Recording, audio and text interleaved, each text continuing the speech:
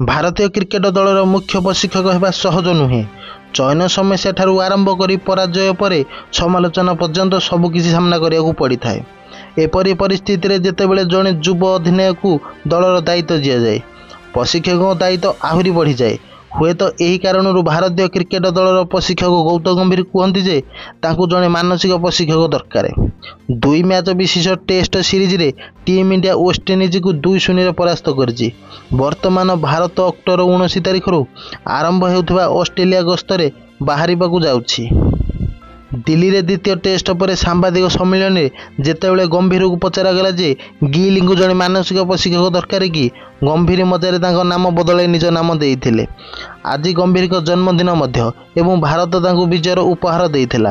ଯେତେବେଳେ ପଚରାଗଲା ଯେ ଗିଲ୍ଙ୍କୁ ଜଣେ ମାନସିକ ପ୍ରଶିକ୍ଷକ ଦରକାର କି, ଗମ୍ଭୀର ଉତ୍ତର ଦେଇଥିଲେ, ପ୍ରଥମେ ମୋତେ ଜଣେ ଆବଶ୍ୟକ।